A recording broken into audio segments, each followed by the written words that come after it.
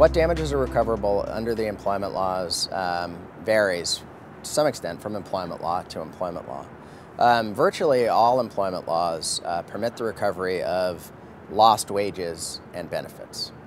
Lost wages are, as the name implies, any wages that have been lost from the date of the termination, for example, until the date of the jury's verdict. And that, more specifically, is called back pay. And so, as a remedy, you can certainly recover your back pay up until the date of the jury trial. You can also recover what's called front pay. Front pay is pay that you would have earned had you not been fired in advance or in the future of the jury's verdict. Front pay is up to the discretion of the court. It's sometimes granted, it's sometimes not. When it is granted, it's typically granted in about five-year increments. Now, it's incredibly important that a plaintiff make sure that he diligently look for a job after he's been fired or terminated, because the law imposes a duty to mitigate, which means, as the name implies, you have to mitigate or lessen your damages. We routinely advise our clients to thoroughly document their job search so that they can show that they complied with the duty to mitigate damages. It's my preference to hire a financial expert to assess and summarize the economic damages that my clients suffered. And the reason for that is that I think it's counterproductive to have the employee or the plaintiff explaining to the jury how much money he or she is asking to be awarded.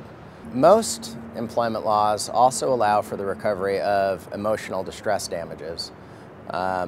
Emotional distress damages, as the name implies, are basically your mental injuries. How have you suffered emotionally as a result of the discriminatory act?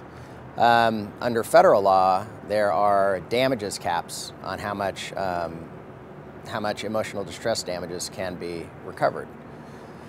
Those caps vary depending on the size of the employer, but for most employers, the damages cap for emotional distress is $300,000. Now, we oftentimes accompany any federal claims that we bring, federal discrimination claims that we bring that are subject to the damages cap. We often accompany those claims with a state law companion cause of action. And the reason for that is there are no state law damages caps on emotional distress, and we want the jury to be able to exceed the damages cap if it so chooses. There are a small handful of employment laws that also allow for the award of liquidated damages. Liquidated damages are double damages.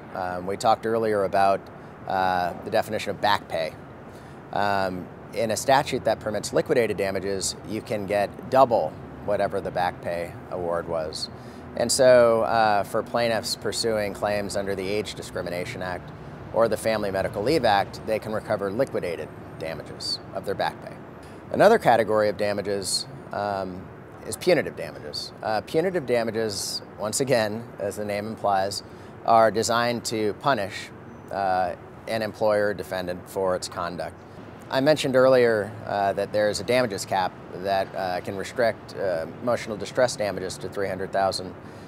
That same damages cap applies to punitive damages, such that the emotional distress and punitive damage awards cannot combine to exceed more than $300,000 under several of the federal employment law claims. Most employment statutes also permit the plaintiff to recover attorney's fees and costs through something called a fee-shifting provision. And basically, if the employment plaintiff prevails in his or her suit, the court will order the defendant or the corporation to reimburse the plaintiff for his attorney's fees and then the costs of the litigation.